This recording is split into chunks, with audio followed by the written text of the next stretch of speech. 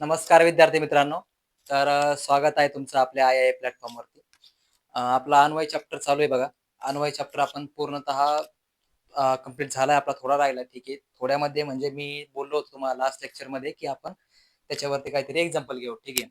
ते एक्झाम्पल आपण या लेक्चरमध्ये बघणार आहे. तर आपण एकदा फास्टमध्ये त्याची रिव्हिजन करून घेऊ. काय-काय शिकलोय आपण अन्वयमध्ये आतापर्यंत. 2 लेक्चर झाले बघा.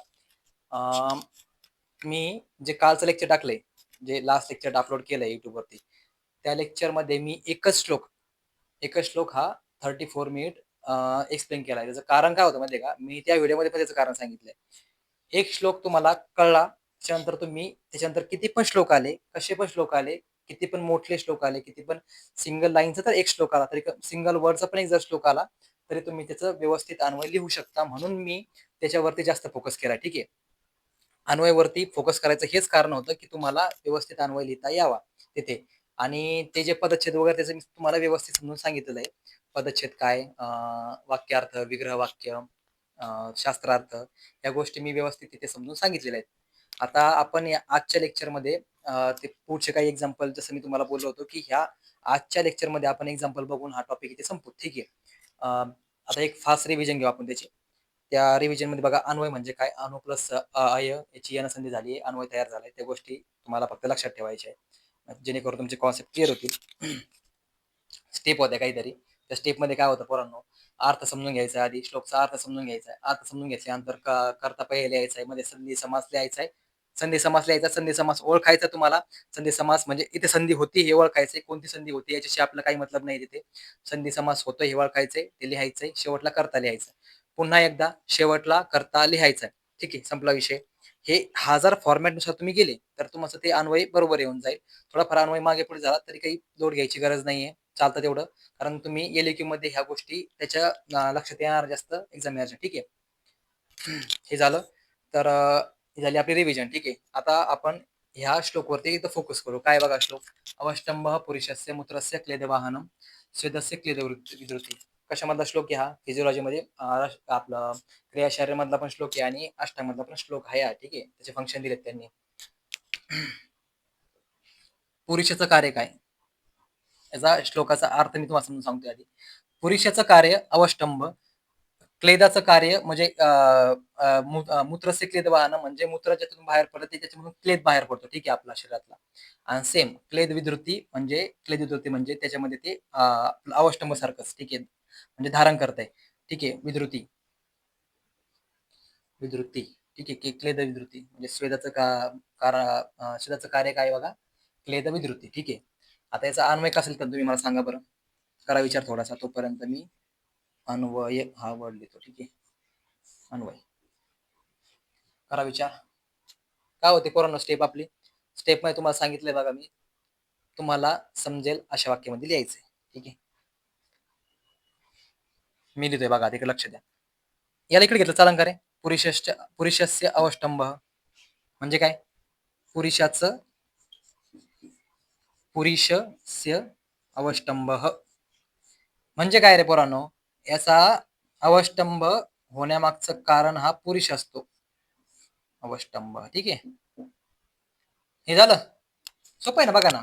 तुम्हाला मी काय सांगितलं होतं, तुम्हाला ज्याचा त्याचा म्हणजे जो अर्थ व्यवस्थित भाषेत समजेल, आपल्या भाषेत समजेल, तसं तुम्हाला लिहायचंय. पुरुषस्य अवष्टंभ. ठीक आहे.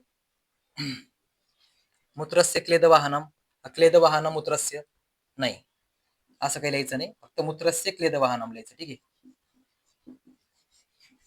जसं आपण पुरुषस्य इथे उचलून इथे आणलंय, तसंच मूत्रस्य ऑलरेडी तिथे होते, त्या तसं ठेवून द्यायचं. ठीक आहे. मूत्रस्य क्लेदवाहनम दिसतंय ना, क्लेदवाहनम. ठीक आहे. तुम्ही म्हणताल सर याच्यामध्ये काय करायचं? ऍज इट इज, कारण त्याच्यामध्ये काही चेंज नाही. ऑलरेडी तुम्हाला त्याच्यामधून कळतंय व्यवस्थित ढळढळपणे आपल्याला तिथे कळतंय स्वेदस्य क्लेद विवृत्ती म्हणजे स्वेद हा क्लेदाचं धारण करतो असं त्याचा अर्थ होतो. ठीक आहे. क्लेद विवृत्ती याच्यामध्ये काहीही तुम्हाला अडचण नसायला पाहिजे. विवृत्ती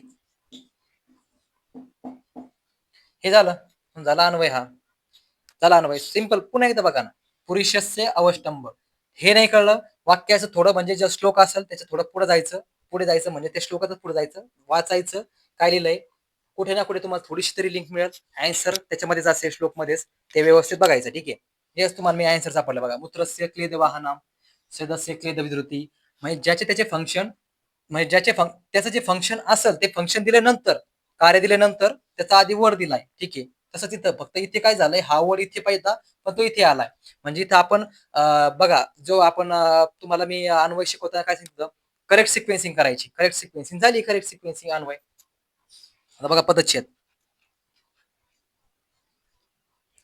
या लेक्चर मध्ये आपण पूर्णतः एक्झाम्पल घेणार आहे, जेणेकरून तुमची त्याच्यावरती कमांड यावं. ठीक आहे. पदच्छेद. पदच्छेद मध्ये काय करायचं पोरा तुम्हाला, आठवा बरं, आठवा रिकॉल करा जराशी गोष्टी, तुमचं रिव्हिजन होईल त्या नादाला. ठीक आहे. पदच्छेद मध्ये वाक्य जे आहे जशाच तसं लिहायचंय, पण ज्या ठिकाणी तुम्हाला वाटतंय इथे त्याची फोड करू शकतो शब्दाची, आपण तिथे करायची. ऍज इट इज लिहायचंय.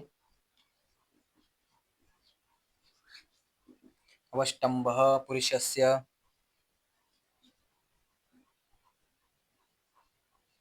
मूत्रस्य क्लेद विदुती, सॉरी मूत्रस्य क्लेद वाहनाम, म्हणजे क्लेद वाहनाम, क्लेद दोन शब्द बघा, वाहनम याला बाजूला करायचं. ठीक आहे. तुम्हाला वाहनम बाजूला करायचंय, क्लेद बाजूला करायचंय. पदच्छेद म्हणजे काय तेच आहे. पुढे बघा, स्वेदस्य, स्वेद अस्य या दोन शब्दापासून, स्वेद अस्य या दोन शब्दापासून स्वेदस्य हा शब्द बनलाय, म्हणून फोड केली. स्वेद अस्य क्लेद विधृती, दिसते काय क्लेद विधृतीमध्ये, क्लेद विधृती दोन वर्ड पासून तो बनलेला आहे. ठीक आहे. म्हणून क्लेदस्य विधृती झाला. हा झाला पदच्छेद. किती सोपं आहे बघा. सोप्या एक्झाम्पल पासून स्टार्ट करतोय, कॉम्प्लेक्स एक्झाम्पल पर्यंत मी नेणार तुम्हाला. म्हणजे एकदम बेसिक पासून तर तुमची जी वरची लेवल असेल, वरती अपर लेवल पर्यंत तुम्हाला मी नेणार. ठीक आहे. हे आता याच्यावर तुम्हाला काय दिसते बघ पोरांनो, या अन्वय लिहिलं आपण, याचा वाक्यार्थ काय तयार होणार बघा बरं. पुरुषाचं कार्य अवष्टंभ आणि क्लेद मूत्राचं कार्य हे क्लेद वाहन, म्हणजे क्लेदाला बाहेर काढायचं असतं. आणि स्वेदाचं कार्य हे काय असते पोरांनो, क्लेद विधृती, म्हणजे क्लेदाचं धारण करणे असते. हे झालं वाक्यार्थ. याचा वाक्याचा अर्थ म्हणजे ह्या श्लोकाचा अर्थ तुम्हाला लिहायचा आहे. हे झालं वाक्यार्थ. ठीक आहे. मी तुम्हाला ओरली इथे सांगते, समजून लिहिणार नाही. हे झालं वाक्यार्थ, झालं अन्वय, झाला पदच्छेद, झाला विग्रह. वाक्यामध्ये तुम्ही काय करताल पोरांनो, काय वाटतंय बरं, 8,000.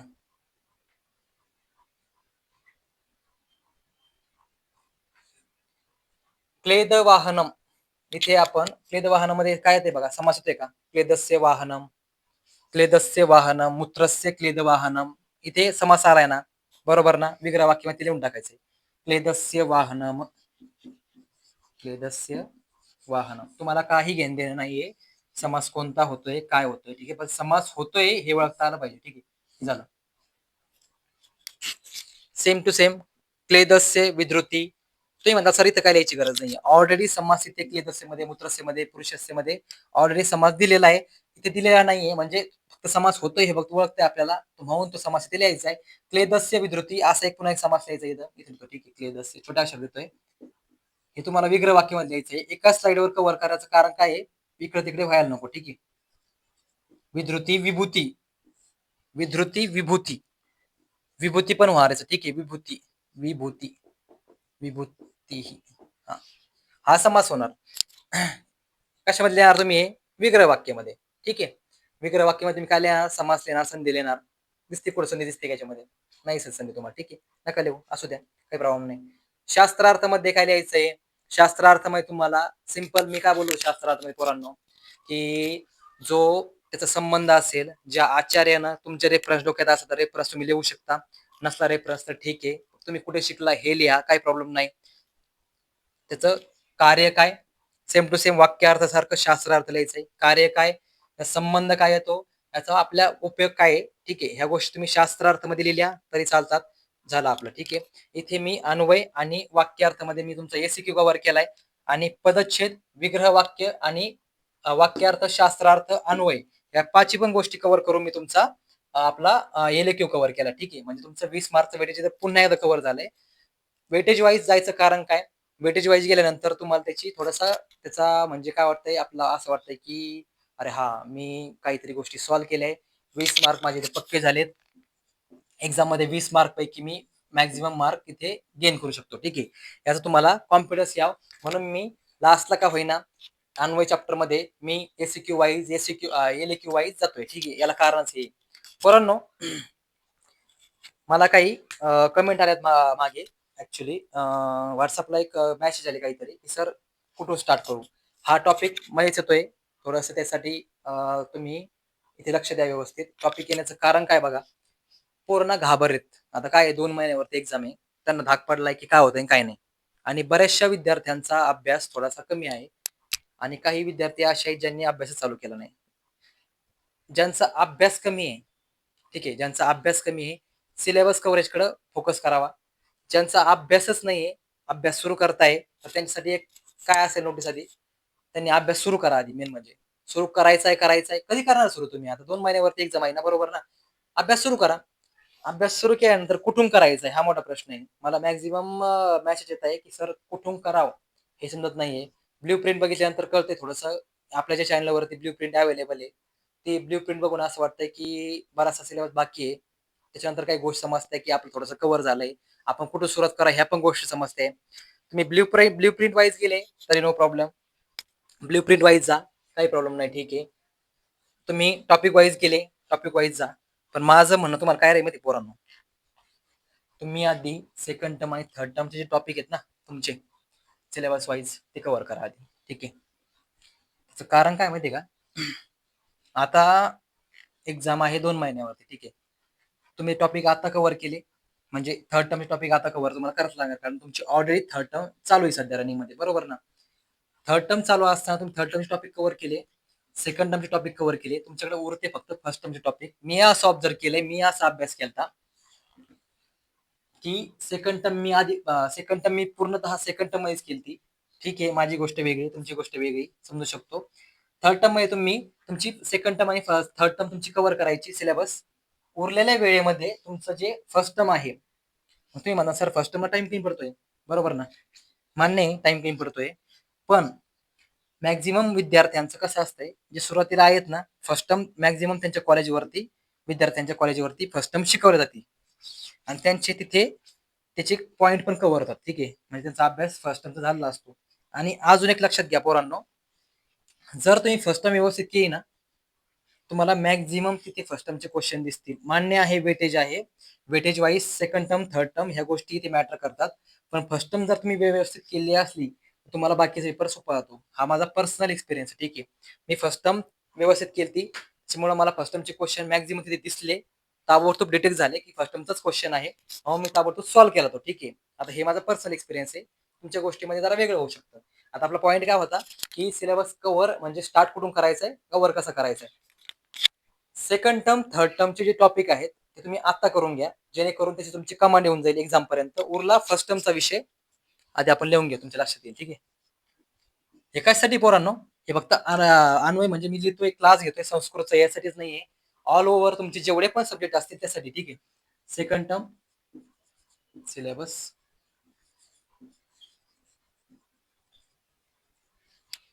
Third term syllabus,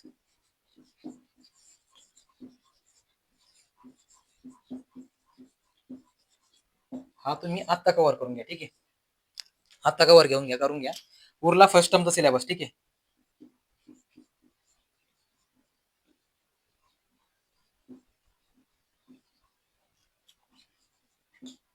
first टर्मचा syllabus मध्ये तुम्ही जर 1-2 दिवस मिळून एक जर टॉपिक केला मागचा फर्स्ट टर्मचा तरी पण चालतंय.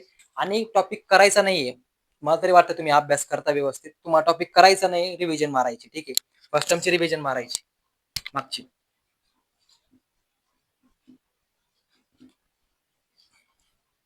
हे झालं बघा. आता हे चालू असताना सेकंड टर्म आणि थर्ड टर्मचे एक्झाम आपलं प्रिपरेशन चालू असताना जो मागचा चॅप्टर झालाय त्याच्यामध्ये तुम्ही हँड रिटन नोट्स आता काढायचा टाइम नाही तुमचा. ठीक आहे, ज्या पण नोट्स तुमच्याकडे अवेलेबल असतील, नोट्स डोळ्या खालून घालायच्या, पुन्हा पुन्हा पुन्हा पुन्हा. सेन्सरी ऑर्गन झालं, बोन झाले, काही पण गोष्टी असतील. आता काय माहितीये का, बोन मध्ये तुम्हाला ऑलरेडी आतापर्यंत 2 एक्झाम होऊन गेल्या, फर्स्ट टर्म होऊन गेली, सेकंड टर्म होऊन गेली. याच्यामध्ये तुम्हाला कळलंय की लिहायचं कसं आहे, बरोबर, मॉडर्न लिहायचं कसं आहे, आयुर्वेद लिहायचं कसं आहे, या गोष्टी तुम्हाला पूर्णतः समजलेल्या आहेत. ठीक आहे, वाक्यरचना वाक्यरचनेवरती फोकस द्या. मेन म्हणजे वाक्यरचना करताना ग्रामरची चुकी होऊन देऊ नका. स्पेशली मॉडर्न एक काम करू बाजूला ठीक आहे.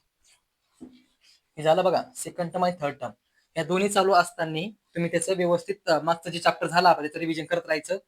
नाही जमा ते नोट्स काढायला छोटस एक पेज घ्यायचं जसं मी करतो ठीक आहे. आता अस्थि शरीर आहे ठीक आहे. अस्थि शरीर मी करताना अस्थि शरीरचा एक पेज घ्यायचं थोडं एक पेज नोटबुक पेज घ्यायचं. अस्थि किती आहे काय आहे एखाद दोन श्लोक असतीचे ते लिहून ठेवायचे. 2-3 वेळेस जर श्लोक वाचला परत तुम्ही तर तुमचा तो म्हणजे श्लोक पाठ होतोच ठीक आहे. आणि नाही पण झाला श्लोक थोडासा फ्रेम करा तिथं. आचार्यच तुम्ही ठीक आहे. जसे ते आचार्य होते असे आपणच आचार्य ना. आपण श्लोक फ्रेम करू शकतो ना काय प्रॉब्लेम आहे. आपण इथं संस्कृत शिकतोय संस्कृतवरती आपली कमांड आली चांगली. आपण IIBMS गाईड करून आपण संस्कृत शिकतोय. आपली कमांड चांगली आली तर आपण क्वेश्चन डिझाईन किंवा मग आपण आपले स्टेटमेंट फ्रेम का नाही करू शकत. मला हे म्हणायचं ठीक आहे. या गोष्टी तुम्ही इथे लक्ष द्यायला पाहिजे. फ्रेम करू शकता तुम्ही तुमचे श्लोक ठीक आहे. आता मी काय कुठे होतो याच्यावरती आता आपला फर्स्ट टर्म सेकंड टर्म झाला ठीक आहे. आणि थर्ड टर्मचं पण कव्हर जाते वाक्य रचनावरती होतो मी ठीक आहे. मॅक्झिमम पोरांचा प्रॉब्लेम काय माहिती का वाक्य रचना.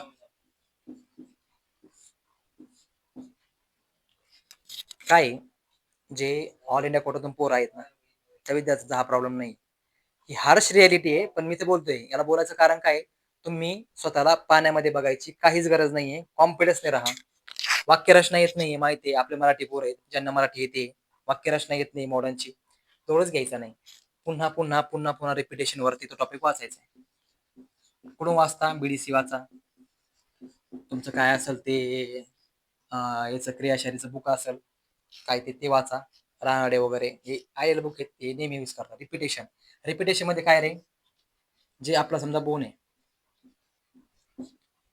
बोन मध्ये त्याचे बॉर्डर वगैरे दिले बघा सरफेस दिले ठीक आहे. त्याच्यामध्ये हे पुन्हा पुन्हा पुन्हा पुन्हा त्या बुक मधून जर आपण वाचलं स्टेटमेंट फॉर्मेशन म्हणजे आपण जे वाक्य रचना करतोय ती आपली बरोबर येते तिथे ठीक आहे. इंग्लिशचा प्रॉब्लेम मला माहिती आहे मॅक्झिमम विद्यार्थ्यांचा इंग्लिशचा प्रॉब्लेम आहे. स्टेटमेंट फॉर्मेशन त्यांना जमत नाही. त्यांचं म्हणणं आहे सर आम्हाला लॅटर बॉर्डर माहिती आहे त्याची कोणती अँट्री सरफेस माहिती आहे पोस्टेज सरफेस माहिती आहे लिहू कसं बॉडीच्या ऍस्पेक्ट मध्ये त्याचा आपण अँट्री सरफेस लिहिणार ठीक आहे. मग काय लिहिणार आपण इथं आपण समजा एक एक्झाम्पल कोणता बोन आहे स्कॅप्युला बोन आहे फिमर आहे. फिमरला किती सरफेस आहे 2 सरफेस आहे. Femur has a 2 surface. अशी एकदम सिम्पल लँग्वेज मध्ये तुमच्या भाषेमध्ये तुम्हाला जसं समजलंय त्या भाषेमध्ये तुम्ही वाक्यरचना केली 100% मार्क मिळतात.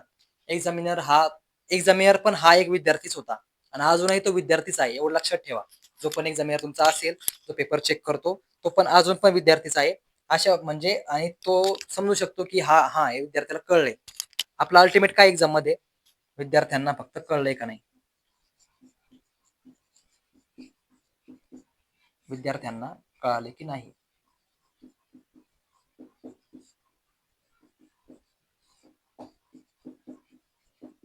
हा अल्टिमेट पॉइंट याचा असतो एक्झामिनरचा असतो ठीक आहे. विद्यार्थ्यांना कळालंय की नाही.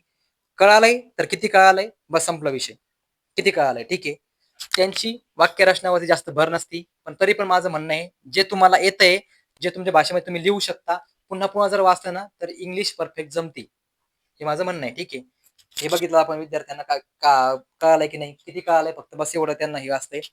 नाही सांगता आलं त्यांना तरी त्यांना प्रॉब्लेम नसतो ठीक आहे. वायामध्ये तुम्हाला ह्या गोष्टी कळून जातील जेव्हा तुमचा वायवा असेल ठीक आहे. पण आपली एक्झाम त्याच्या आधी ना म्हणून आपण या गोष्टीवरती आता फोकस करतोय हे सांगतो तुम्हाला मी. ही झाली वाक्य रचनावरती फोकस ठीक आहे. आता कळतंय कुठून स्टार्ट करायचंय. मी तुम्हाला आता सांगितलं बघा कुठून स्टार्ट करायचं तुम्हाला ठीक आहे. बरं अजून एक सांगू का तुम्हाला एक सिंपल गोष्ट सांगू का अजून कुठून स्टार्ट करायचं तर हे बघा बुक घ्यायचं आपलं जे पण तुमच्याकडे बुक असेल सिलेबस घ्यायचा. ऑस्ट्रिओलॉजी स्टार्टिंगला आहे बरोबर. ऑस्ट्रिओलॉजी तुम्ही स्टार्ट करून टाका. पण पण काही विद्यार्थ्यांचं मला म्हणणं आलं सर मी ऑस्ट्रिओलॉजी करतोय तर मी ऑस्ट्रिओलॉजी पूर्ण करून घेऊ का 3-4 दिवसामध्ये. नाही हळूहळू हळूहळू 2 बोन 3 बोन रोजचे असे करत चालायचं. हे झालं ऑस्ट्रिओलॉजी ठीक आहे. म्हणजे असं तुमचा सिलेबस कव्हर होत जाईल. याच्यापेक्षा तुम्ही काय करायचं जो सिलेबस घेतलाय आपला सिलेबस व्यवस्थित म्हणजे पहिला जो टॉपिक आहे आपला त्या टॉपिक पासून सुरू करायचंय की ठेवायचंय की हा बाबा अस्थि शरीर आहे माझा आस्ती शारीर हा 2 तासामध्ये होऊ शकतो, 1 तासामध्ये होऊ शकतो. तुम्हाला कळतंय ना, तुमच्याकडे टाइम डिवाइड करायचा आहे. माझा आज आस्ती शारीर झाला पाहिजे, संधी शारीर झाला पाहिजे. अस्थि शारीर करताना इकडे बोन सोबत त्याला कम्पेअर करायचंय, संधी शारीर करताना इकडे आपलं याच्या जॉईंट सोबत त्याचं कम्पेअर करायचंय. ठीक आहे, अशा गोष्टी कम्पेअर करून जर तुम्ही शिकले तर मला असं वाटतं की तुमचा व्यवस्थित सिलेबस कव्हर 100% होणार. अनाटॉमी सिलेबस वास्ट आहे म्हणून या गोष्टी बोलतोय मी. अनाटॉमीवरती जास्त टाइम घालतो तुमचा मी. क्रिया शारीरवरती पण सेम. क्रिया शारीरवरती जो मॉडर्न ऍस्पेक्ट आहे त्या मॉडर्न ऍस्पेक्टला तुम्ही इकडे आयुर्वेद सोबत कम्पेअर करून चालू शकता. एकाच वेळी आयुर्वेद वरती फोकस करू नका, मॉडर्न पण करा. इक्वल वेटेज द्या. इक्वल वेटेज कशाच द्या, टाइमचं द्या. Ayurveda plus modern equal time द्या त्याला. इक्वल टाइम दिला तर इक्वल टाइम दिल्यामुळे कारणाने दोन्ही पण तुम्हाला व्यवस्थित त्याचं मॅनेजमेंट होईल. आणि मॅनेजमेंट झाल्यानंतर तुम्हाला जे कळून जाईल की जे आयुर्वेदमध्ये काही शेकडो वर्षापूर्वी जे लिहिलंय तेच आपण मॉडर्न मध्ये फॉलो करतोय. ठीक आहे, हे समजून जाईल तुम्हाला. हे नॉलेज तुम्हाला पुढे काम येईल. ठीक आहे, कम्पॅरेटिव्ह फिजिओलॉजी, कम्पॅरेटिव्ह अनाटॉमी ह्या अशा गोष्टीमध्ये तुम्हाला ते काम येईल. आता हे झालं, आपण सिलेबस वाईज गेलो, सिलेबस कव्हर होणार. हे झालं क्रियाशारीरचं. पदार्थ विज्ञानमध्ये टर्म टू टर्म चला. फर्स्ट टर्म घ्या, सेकंड टर्म करा, सेकंड टर्म झाली, थर्ड टर्म करा, थर्ड टर्म झाली, फर्स्ट टर्मची रिव्हिजन करा. असं करत करत चला. आणि माझं म्हणणं तुम्हाला एक राहील, पदार्थ विज्ञानमध्ये मी लवकरच पदार्थ विज्ञानची जी ब्ल्यू प्रिंट सिरीज आपली चालू आहे ना, त्या ब्ल्यू प्रिंट सिरीज मध्ये पदार्थ विज्ञानची पुन्हा एक व्हिडिओ टाकतो, त्याच्यामध्ये ब्ल्यू प्रिंट कव्हर आपण करू. ठीक आहे, ते आपण सांगून देईल. आता पण एकदा पुन्हा सांगतोय, लक्षात ठेवा. पदार्थामध्ये मॅक्झिमम टाइमला तुम्ही चार्ट फॉर्मॅट जा. लिहायची काहीच गरज नाहीये. पेज टू काय करता पोरं, page to page, page to page भरतात एक्झाम मध्ये, टाइम पुरत नाही. पदार्थ विज्ञान आपण बोलतो, पदार्थ विज्ञान तुम्हाला बुक एवढंच दिसेल, एवढंच बुक आहे पदार्थ विज्ञानचं. पण पदार्थ विज्ञान खूप खूप वास्ट आहे, खूप वास्ट आहे पदार्थ विज्ञान सुद्धा. म्हणून काय करायचंय, टेबल फॉर्मॅट जायचं पदार्थाला. टेबल फॉर्मॅट मध्ये. ठीक आहे, कसं कसं डिव्हिजन केलं त्याचं, टेबल फॉर्मॅट.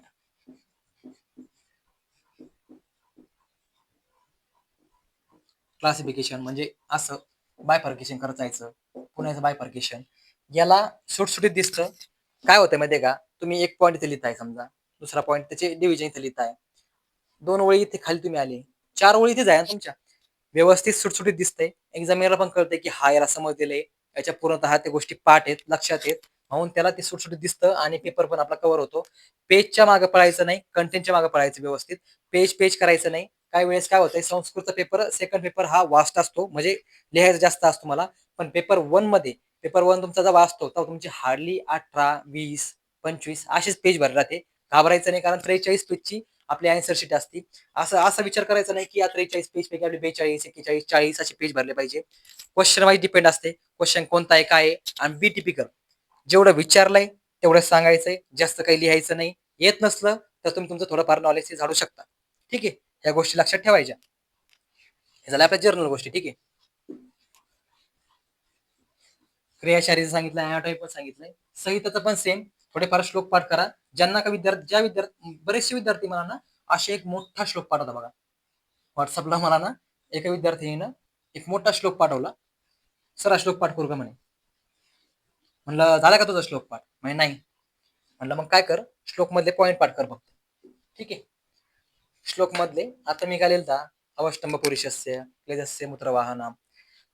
तुम्हाला इथे त्याचे कार्य आलते, मल कार्य, मलाचे कार्य इथे. ठीक आहे, मलाच्या कार्याच्या अंडर हा श्लोक होता, आपण शिकलो आता. हा श्लोक तुम्हाला तिथे म्हणजे नाही आठवला, नो प्रॉब्लेम. पण तुम्हाला आठवतंय मूत्रस्य काहीतरी होतं बघा, क्लेद वाहना. तुम्हाला एक्सप्लेनेशन पूर्णतः पाठ आहे, पण तुम्हाला एकच शब्द आठवतो तिथं, मूत्रस्य क्लेद वाहना. मग ही जी टर्म इथे श्लोक मध्ये तुम्हाला ती आठवली, ती टर्म वाक्यार्थ म्हणजे आपण जे एक्सप्लेनेशन करतोय संहितामध्ये, ती टर्म नक्कीच तिथे आले पाहिजे. ठीक आहे, आता पित्ताच्या लक्षणामध्ये आपण आम्लोद्गार, या गोष्टी इथं बघितल्या श्लोक मध्ये. ठीक आहे, पूर्णतः श्लोक आपला आठवत नाहीये, पण आम्लोद्गार आपला आठवतोय. लिहायचं आम्लोद्गार म्हणजे काय, आंबट ढेकर येणं त्याचा म्हणजे उद्गार. ठीक आहे, तोंडामध्ये ते आपलं जे आपण खाल्लंय त्याच्यामध्ये पुन्हा ते आम्ल पदार्थाचं सिक्रेशन वरती येणं, असं ब्रॅकेटमध्ये तुम्ही लिहिलं, मार्क मिळतात त्या गोष्टीवरती. ठीक आहे, म्हणजे सरांना जो एक्झामिनर असतो, म्हणजे जो चेक करणार, पेपर चेक करणार असतो, त्याला माहिती आहे की अरे हा याला श्लोक पाठ नाही मान्य आहे, पण श्लोक मध्ये जे टर्म आहेत ना, टर्म त्याला म्हणजे ह्या विद्यार्थ्याला इथे पाठ आहेत. ठीक आहे, हे झालं इथे संहिता. आता काय उरलं आपलं संस्कृत, तर तुम्हाला सांगितलंय संस्कृत मी नेहमी सांगत असतो कसं सॉल्व्ह करायचं. ठीक आहे. हे इथे आपण सिलेबस वाईज आपण ते व्यवस्थित कव्हर, आता हे सगळ्या गोष्टी इथे कव्हर केल्यात. तुम्हाला स्टार्टिंग कुठून करायची, तुम्हाला मी पर्याय दिले, तुम्ही स्टार्टिंग कुठून करू शकता, रिव्हिजन कशी करायची. रिव्हिजनसाठी काय आहे, मी जे एक पेज यूज करायचं, समजा हे एक पेज आहे. ठीक आहे. वेट, एक पेज आहे.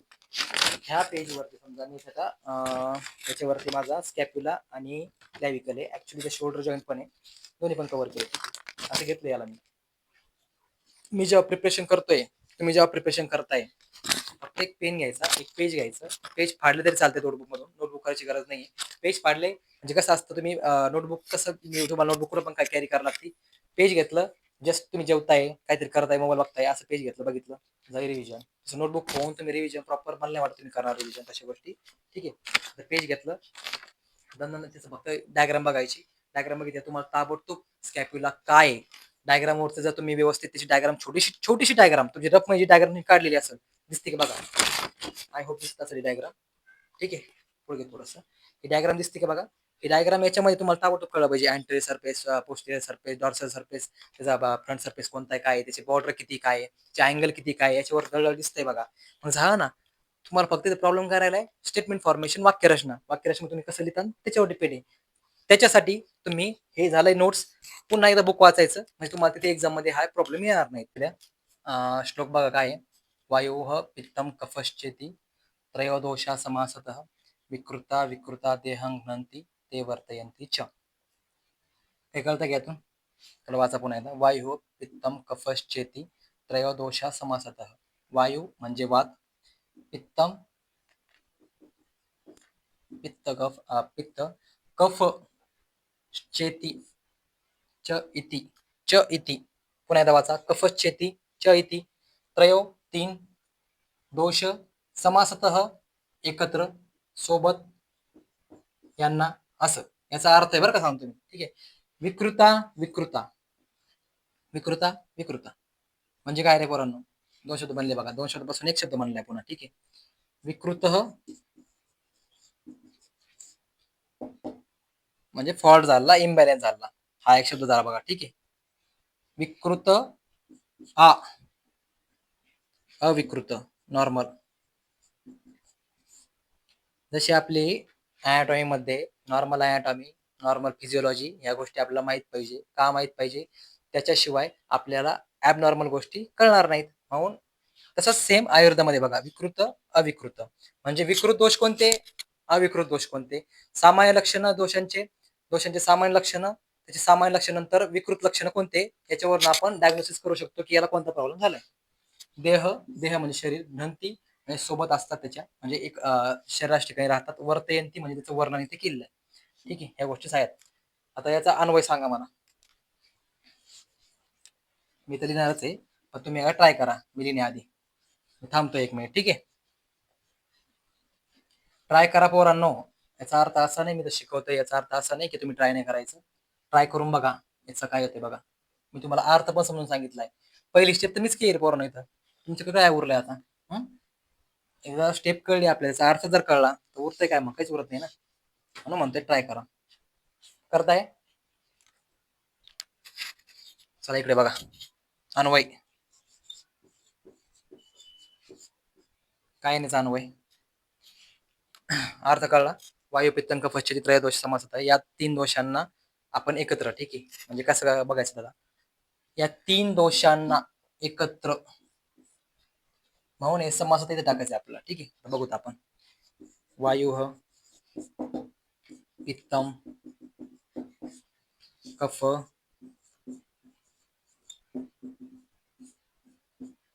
चेती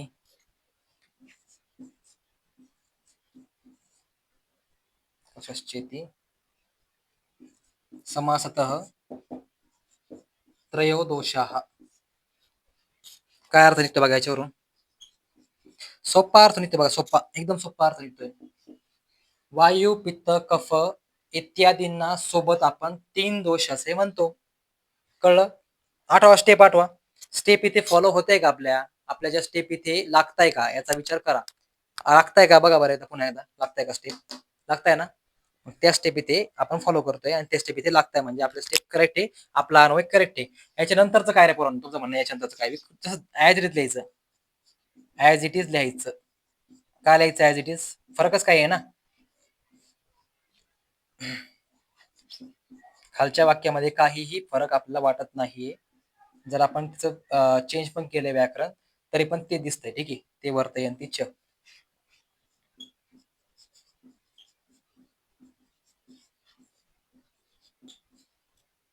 झाला श्लोक हा झाला अन्वय. वायू पित्तम कफश्चेती समासत त्रयोदोष हा विकृता विकृता देहंगती ते वर्तयंती च. हा झाला त्याचा अन्वय. त्याच्यानंतर त्याचा पदच्छेद बघा एकदा. पदच्छेद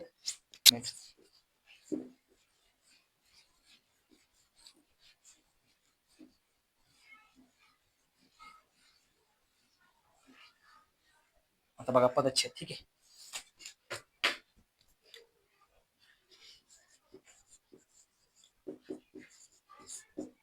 काय असं पदच्छेद मध्ये काय वाटतं बरं तुम्हाला? आपण ऍज इज वाक्य लिहितो बघा. वायू पित्तम कफ चेती. कफ कफ लिहायचं. च इति या दोन शब्दापासून चेती हा शब्द बनलाय. त्रयो लिहायचं. त्रयोदोष समासतः.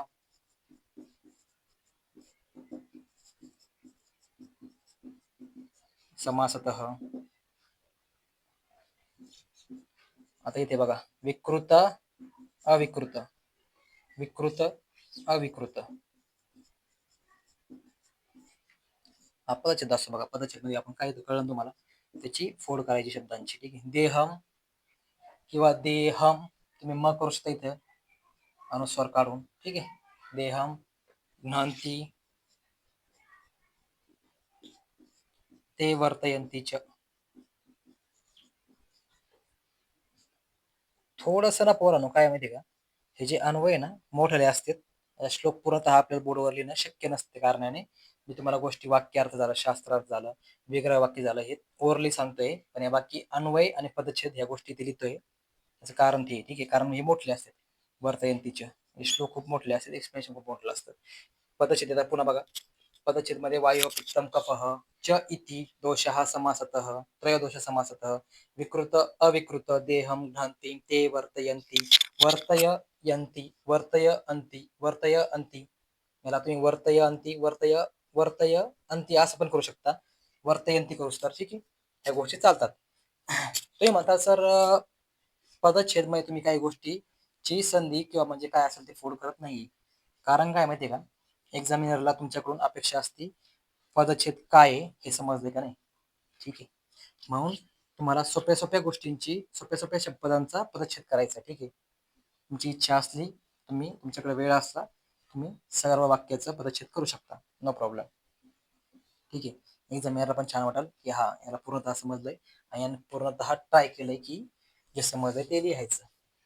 हा झाला श्लोक. ठीक आहे, श्लोकाचं आता मी वाक्यार्थ सांगतोय, शास्त्रार्थ पण सांगतोय, विग्रह वाक्य पण सांगतोय.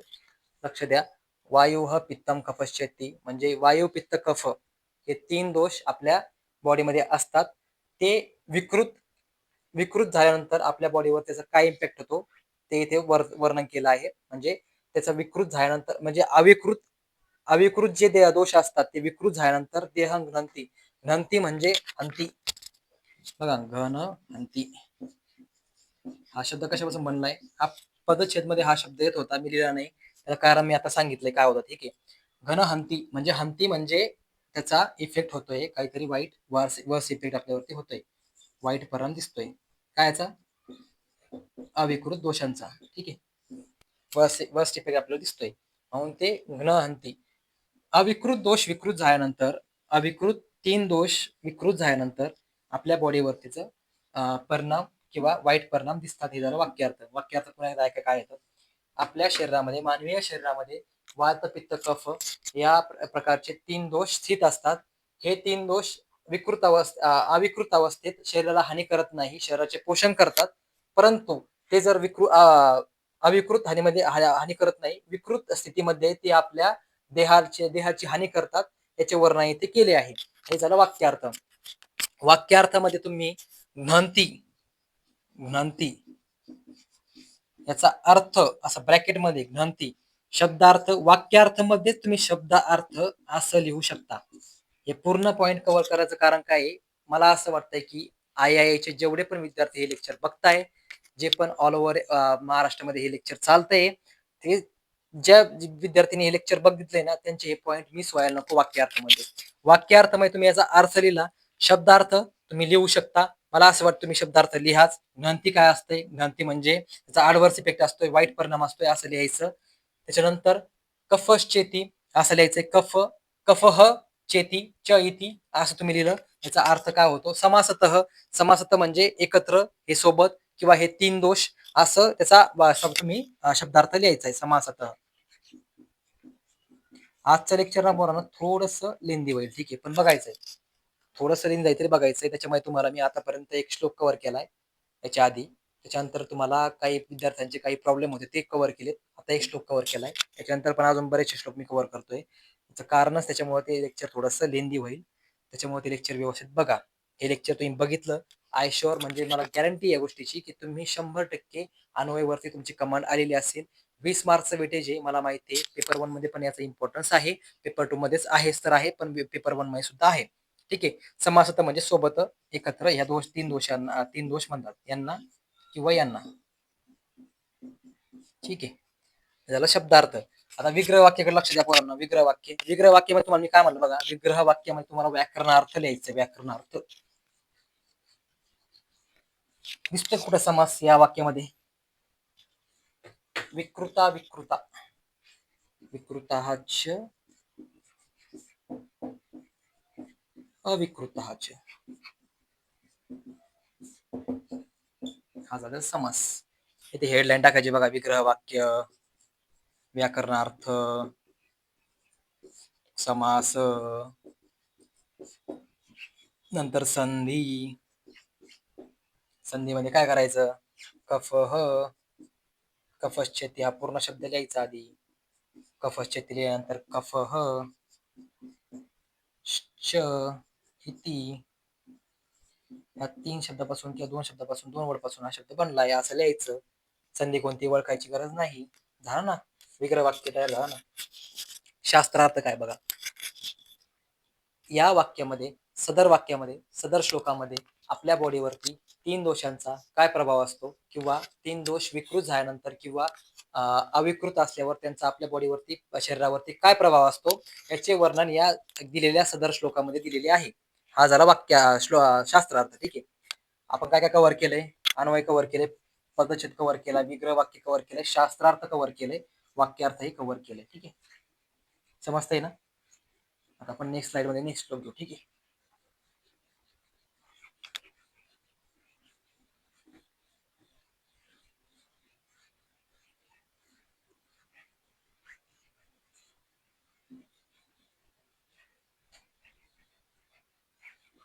जाठराग्नी आणि जाठराग्नीचे प्रकार, त्याच्यावरून त्याचे इफेक्ट काय, या गोष्टी इथे सांगितलेल्या आहे. जाठराग्नीचा हा श्लोक आहे. तेर भवे द्विषम तीक्ष्णो मंदश्चाग्नी समय समाह. द्विषम म्हणजे विषम, तीक्ष्ण, मंदाग्नी, समय समा म्हणजे समाग्नी,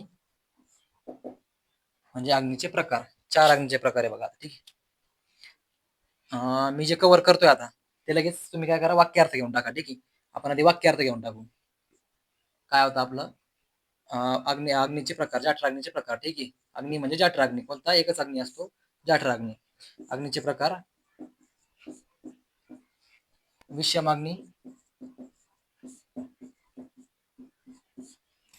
विषमाग्नी नंतर तीक्ष्णाग्नी,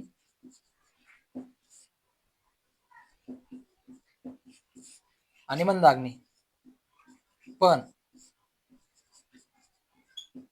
या तिन्ही अग्नींना, म्हणजे तिन्ही अग्नी ह्या आपण विकृती म्हणू त्यांना. ठीक आहे. अग्नींची विकृती सुद्धा म्हणता येईल याच्या, ह्या अग्नींना. पण ह्या अग्नींच्या वरती सगळ्यात इम्पॉर्टंट समाग्नी असते, समाग्नी. ठीक आहे.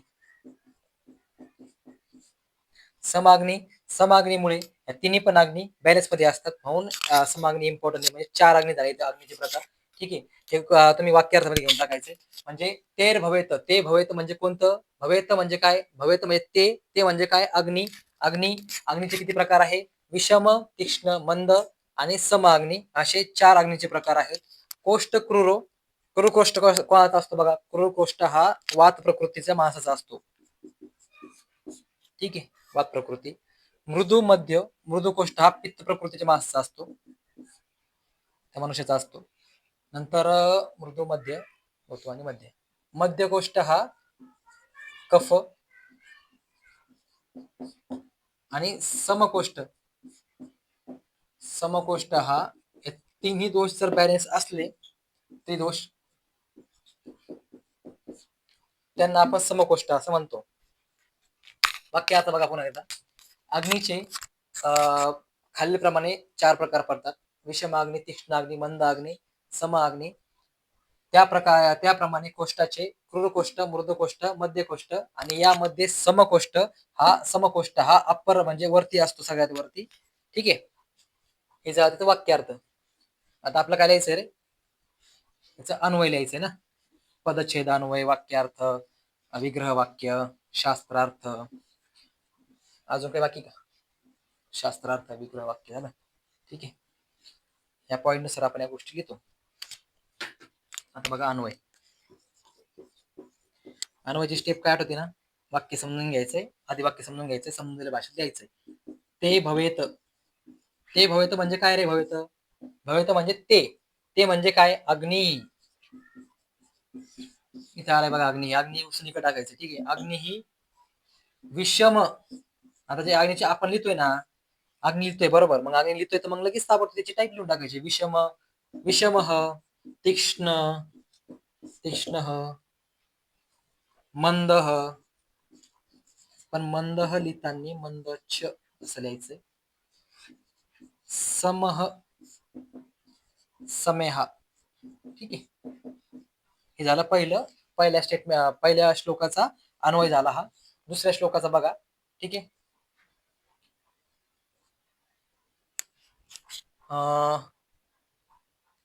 हे बघा. कोष्ठ क्रूरो मृदू मध्य मध्य से समेरपी.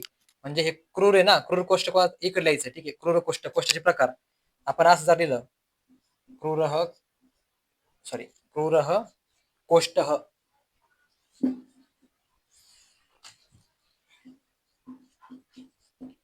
क्रूर कोष्ठ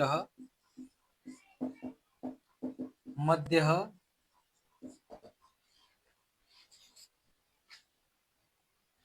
समह, मध्य समह, समह पुन्हा समह द्यायचं, रपी. विद्यार्थ्यांनो, तुम्हाला युट्यूबला अन्वयचे भरपूर सारे व्हिडिओ मिळतील. ठीक आहे, मान्य करतो व्हिडिओ आहेत. त्या व्हिडिओमध्ये एक ऑब्झर्व करा. जो पण तो युट्यूबर असेल, मला काही घेणं नाही कोणाशी, त्याच्यामध्ये तुम्हाला नोटबुक वरती शिकवले गेले. ठीक आहे, नोटबुक वरती काय असेल तो कॅमेरा धरून, नोटबुक वरती किंवा स्लाइड वरती तुम्हाला ऑलरेडी कंटेंट तिथे प्रेझेंट असतं. ठीक आहे, ते कंटेंट तुम्हाला समजून सांगितलंय. मॅक्झिमम विद्यार्थ्यांचा हाच प्रॉब्लेम झालाय की सर ते कंटेंट ऑलरेडी तिथे प्रेझेंट आहे, कंटेंट आलं कुठून, कसं आलं, अन्वय कसं फॉर्मेशन झालं, याची काहीही इन्फॉर्मेशन सांगितलेलं गेलेली नाहीये. त्याच्यामुळे मी इथं अन्वय करताना प्रत्येक वाक्य तुम्हाला, प्रत्येक जे पद आहे त्या पदाचा अन्वय करताना ते पद कुठून आलं, कसं आलं ते सांगितलेलं आहे. पदच्छेदमध्ये पण सेम सांगितलेलं आहे. ठीक आहे, हा झाला आपला पदच्छेद. काय पदच्छेद? ते भवेत विषम तीक्ष्ण मंदच अग्नि समे समहा समे अरपी. आता हे मी लिहायचं थोडं जीवावर आलंय मला. कोष्ठ क्रूर मृद मध्ये इथे लिहून टाकायचंय. समे अरपी ते लिहून टाकायचंय. सम अरपी ते झालंय. ठीक आहे, फॉर्मेशन झालंय. वाक्यार्थ सांगितलंय. शास्त्रार्थ काय आहे? शास्त्रार्थामध्ये मॅक्झिमम पोरांना कन्फ्युजन आहे. पुन्हा एकदा सांगतो, शास्त्रार्थ नावातच आहे. शास्त्राचा अर्थ म्हणजे जो तो कंटेंट आलाय कुठून, त्याचा रेफरन्स तुम्ही लिहू शकता त्याच्यामध्ये. ते नसं जमत, नाही आठवते कंटेंटचा रेफरन्स, ठीक आहे, नका काही प्रॉब्लेम, नका लोड घेऊ जास्त एवढा. पण श्लोकामध्ये इथे संबंध कशासोबत दिलाय? इथे बघा, अग्नीचा संबंध कोष्ठासोबत दिलाय, हे तुम्ही लिहू शकता. सदर वाक्यातील, सदर श्लोकातील, मी सांगतोय काय बघा, शास्त्रार्थ. सदर वाक्यातील, सदर श्लोकातील हे जे संदर्भ दिला आहे, त्या संदर्भामध्ये ज्या जाठराग्नीचा संबंध हा कोष्ठासोबत दिलेला आहे, तो कसा या प्रकारे आहे. हे झालं तुमचं शास्त्रार्थ. वाक्यार्थ मी आई समजून सांगितलंय, शास्त्रात झालं, पदच्छेद झाला, अन्वय झाला, विग्रह वाक्य राहिलंय. विग्रह वाक्य मध्ये तुम्ही इथे बघा ते भवेत तिशम मध्ये विषम दोन आले बघा, दोन टर्म एका सोबत आलेले आहे. कोणता समास होतो हे ओळखा, म्हणजे तुमची रिव्हिजन पण होऊन जाईल. मंदश्च अग्नी सेम, म्हणून सांगतोय विग्रह वाक्यामध्ये असं लिहायचंय बघा. विग्रह वाक्य, विग्रह वाक्यामध्ये विषमच, तीक्ष्णच, मंदच. ठीक आहे, इथे काय लिहा तुम्ही, समास. सेम संधीचं जे पदच्छेद मध्ये झालंय, समेरपी संधी. कोणती संधी आहे ओळखा, लिहायची गरज नाही, रिव्हिजन होऊन जाईल. आता ओळखा, एक्झाम मध्ये नाही ओळखलं प्रॉब्लेम नाही, समेरपी लिहून टाका, समे अरपी. ठीक आहे, हे झालं, हे जाईल संधी तुमची. विग्रह वाक्य झालं आपलं. आज आपण 3 श्लोक कव्हर केले. काल आपण अर्धा तासामध्ये 1 श्लोक कव्हर केला. आपण आज 3 श्लोक कव्हर करून तुम्हाला थोडंफार मी गायडन्स दिलंय. हे लेक्चर झाल्यानंतर तुम्हाला 100% कोणत्या पण श्लोकाचा, कोणत्या पण वाक्याचा एक्झाम मध्ये आलेले PYQ, काही पण याच्या आधीचे PYQ, येणारी एक्झाम याच्यामधले अन्वय 100% सॉल्व्ह करता येणार, याची गॅरंटी माझी. ठीक आहे, आता एक क्रुशियल पॉईंट, एक इम्पॉर्टंट पॉईंट सांगतो तुम्हाला बघा. हा लास्ट पॉईंट आहे. अन्वय मध्ये तुम्हाला देऊन घ्या, अन्वय मध्ये तुम्हाला त्रिदोष, त्रिदोषावरती एक्झामिनरचा जास्त फोकस असतो. त्रिदोषाचे श्लोक कोणते बघा. त्रिदोषाचे वृद्धिशय, वातशय, वातवृद्धी, त्रिदोष, क्षयवृद्धी. हे श्लोक तुम्ही आता बघा ना, वरती पण तो श्लोक होता ना, याच्या इथं श्लोक तोच होता. ठीक आहे, वातन पित्तंग पचेती, क्षयवृद्धी, सामान्य लक्षणे,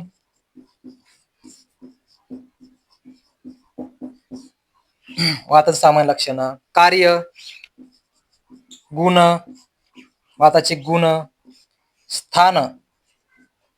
किती पॉईंट झाले, 1 2 3 4 आणि 5. 5 पॉईंट तुम्ही क्रियाशार जे करताय, क्रियाशारामध्ये त्रिदोषाचं आणि अष्टांग मध्ये त्रिदोषाचा संबंध आणि त्याचे जे क्षयवृद्धी, सामान्य लक्षण, कार्य, गुण आणि स्थान, याचा जो श्लोक आहेत ते श्लोक तुम्ही केलेले आहेत. त्यानुसार याच्यावर तुमचा जास्त भर असावा, कारण एक्झामिनरचा जास्त फोकस याच्यावरती असतो.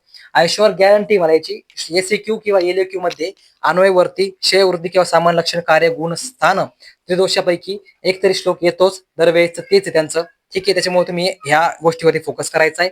वाचा, तुमचं जे अष्टांग हृदय असेल त्याच्यामध्ये श्लोक दिलेले आहेत, त्याचा अन्वय पुन्हा एकदा वाचा. ठीक आहे, आता आपला एक टॉपिक उरलाय पेपर 2 चा, तो म्हणजे पंचतंत्र कथा. ठीक आहे, 5 कथा आहेत.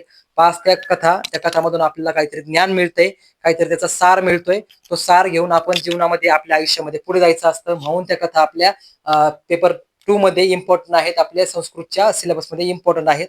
तुम्हाला विचारायचं असेल की ह्या कथांचा काय उपयोग, ह्या कथांचा हाच उपयोग आहे, जे सार त्यांनी सगळ्यात शेवटला सांगितलंय, सावरांश सांगितलाय, सावरांश नंतर त्याचा बोध सांगितलाय, वाक्याचा बोध सांगितलाय, त्या कथेचा बोध सांगितलाय. त्या बोधामधून आपण आपल्या आयुष्यामध्ये कसं जगलं पाहिजे, कोणती हानी टाळली पाहिजे, होणारी हानी टाळली पाहिजे, कशी टाळली पाहिजे, आणि व्यवहार ज्ञान किती महत्वाचं आहे. व्यवहार ज्ञान, नुसतं ज्ञान आणि व्यवहार ज्ञान वेगळं असतं. ज्ञान, बुद्धी आणि व्यवहार ज्ञान यांचा एकत्र मिलन करून जो आपण आपल्या सोसायटीमध्ये वागतोय, ते किती इम्पॉर्टंट, कसं वागायचंय, ते ह्या येणाऱ्या कथामध्ये समजून सांगणार मी. येणारं लेक्चर हे कथावरती असेल. त्या दिवशी पहिल्याच लेक्चरला याचा एक क्वेश्चन सांगितलं होता. क्वेश्चन कसा असणार, अवदत्तस्य वाक्येषु अन्वय लिखतु, असा एक क्वेश्चन असेल. मी काही एखादी सिरीज वगैरे चालू केली, त्या सिरीज मध्ये याचे PYQ पुन्हा एकदा कव्हर करेल. आता हे PYQच आहे बघा, हा PYQ मी कव्हर केलेत. तुम्हाला क्वेश्चन कसा येणार, तो क्वेश्चन कसा मॅनेज करायचा आहे, कसा लिहायचा आहे, किती लिहिल्यावर तुम्हाला किती मार्क पडू शकते, याची कशी गॅरंटी घ्यायची आहे, हे तुम्हाला मिळते ह्या सगळ्या लेक्चरमध्ये, तिन्ही पण लेक्चरमध्ये. आजच्या लेक्चरमध्ये पण तेच सांगितलंय. ठीक आहे, आता आपण नेक्स्ट लेक्चरमध्ये कथावरती बोलूयात. ठीक आहे, आता उरते आपलं फक्त कथा आणि आयुर्वेद इतिहास. आयुर्वेद इतिहासवरती मी थोडेफार ट्रिक वगैरे टाकणार. इतिहास खूप सारा मोठा आहे, वेटेज 20च मार्कचं, त्याला मान्य आहे. खूप सारा इतिहास मोठा असल्यामुळे तुम्हाला पूर्णतः वाचायची गरज नाही. छोटे छोटे काही गोष्टी आहेत, पॉईंट आहेत, तेच वाचायचे फक्त. त्याच्यावरती ज्याच्यावरती क्वेश्चन पडू शकतात, आधी क्वेश्चन पडलेले आहेत, तेच वाचायचे, पूर्णतः वाचायची गरज नाही. कथामध्ये पण सेम, तुम्हाला कथामध्ये एक शॉर्ट मध्ये सांगतो, कथामध्ये एक क्वेश्चन असेल, तुम्हाला ट्रान्सलेट करा, तुमच्या भाषेमध्ये ट्रान्सलेट करा, म्हणजे आपली भाषा मराठीमध्ये ट्रान्सलेट करायचं वरलं वाक्य, किंवा एखादा पॅराग्राफ आलाय वरती, जो सारांश आलाय वरती, तो सारांश आपल्याला संस्कृत भाषेमध्ये जे म्हणजे पुस्तकामध्ये दिलंय त्याच्यामध्ये आपला त्याचा अनुवाद करायचा असतो. एक एसए असतो, एक एलए असतो. या प्रकारे 15 मार्क्स भेटायचे कथावरती आहे. ठीक आहे. आज आपण अन्वय चॅप्टर इथे संपवतोय. तर भेटूया लवकरच आपल्या आय आय प्लॅटफॉर्म वरती. Stay high at your learning. Thank you.